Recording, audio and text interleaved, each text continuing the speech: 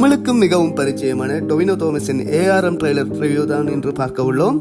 இது cinema காதலனின் cinema பார்வை. வாங்க வீடியோக்குள் செல்லலாம்.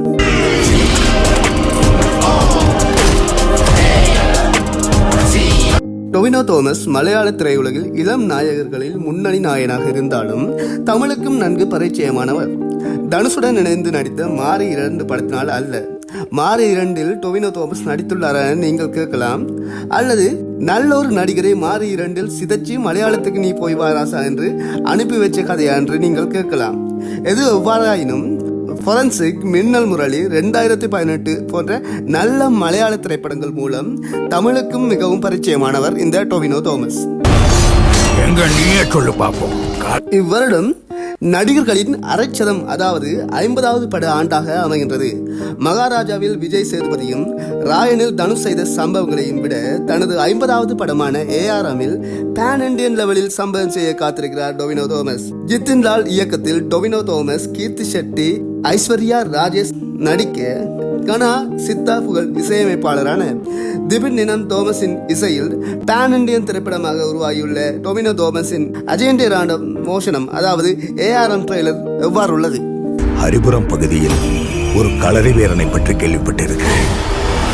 ட்ரெய்லரை கொண்டு படத்தை நோக்கினால் டொவினோ தோமஸ் 3 கதாபாத்திரங்களில் வருகின்றார். 3 கதாபாத்திரங்களும் 1900, 1950, 1990களில் நிகழ்கின்ற கதைக்களமாக அமைக்கப்பட்டுள்ளது. ஒரு கதாபாத்திரம் களரி வீரனாகவும், ஒரு கதாபாத்திரம் கள்ளனாகவும், மற்றைய கதாபாத்திரம் அப்பாவி இளைஞனாகவும் அமைக்கப்பட்டுள்ளது. 3 தலைமுறைகளிலும் கரிபுரம் எனும் கிராமத்தில் உள்ள புதையல் ஒன்றை பாதுகாப்பதை நோக்கமாக கொண்டு செயற்படுவதாகவும், ஆனால் பொதுமக்களின் பார்வையில் கல்வர்களாக சந்தர்ப்ப சூழ்நிலையால் மாற்றப்படுவதாக கதை புனையப்பட்டிருக்கலாம். உயிரோட பிடிக்கணும்னு எந்த அவசியமும் இல்லை, ஒன்னாலும் பரவாயில்ல அந்த கலவாணி பையன். இதனை 1990ஆம் ஆண்டு அப்பா இளைஞனான டொவினோ தோமஸ் கோயிலுக்குள் நுழையும் போது தாத்தாவிற்கு வந்த கள்ள பெயர் எனக்கும் வரக்கூடாது என்பதிலிருந்து விளங்கிக் கொள்ள முடிகின்றது. திருவிழக்க கோவில் திறக்கும் போது தாத்தாவோட களவாணி பட்டம் எனக்கும் வந்துடும்.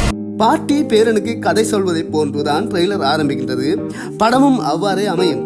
தாத்தாவாக வரும் டொவினோ தோமஸ் கள்ளன் பாத்திரத்திலும் 1950 காலப்பகுதியில் களரி வீரனாகவும், 1990ஆம் ஆண்டு காலப்பகுதியில் உள்ள டொவினோ தோமஸ் அப்பா இளைஞனாகவும் வர சந்தர்ப்பம் உண்டு. தாத்தாவின் பேரில் உள்ள களங்கத்தையும் தலைமுறையாக அப்புதையலை பாதுகாப்பதனை கடமையாக கொண்டிருப்பதையும் உணர்ந்து அக்கடமைக்காக செல்லும் அப்பா இளைஞனான டொவினோ தோமஸ் மீண்டும் கள்ளனாக பிடிபடும் போது அதிலிருந்து மீள்வதாக 2ஆம் பாதி அமையலாம்.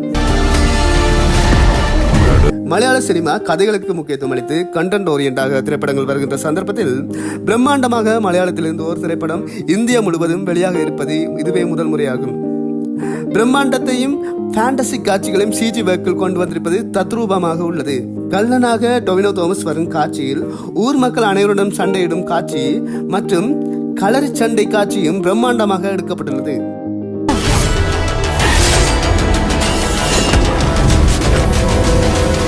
திரைப்படத்தில் ஒளிப்பதிவு சிறப்பாக உள்ளதுடன் காட்சிகளை பிரமிக்க வைப்பதற்கான இசையமைப்பில் வெற்றியும் கண்டுள்ளனர். மூவிதமான கேரக்டர்களையும் நடிப்பிலும் உடல் மொழியிலும் வித்தியாசம் காட்டும் டொவினோ தோமஸின் உழைப்பு படத்தில் நன்றாக தெரிகின்றது.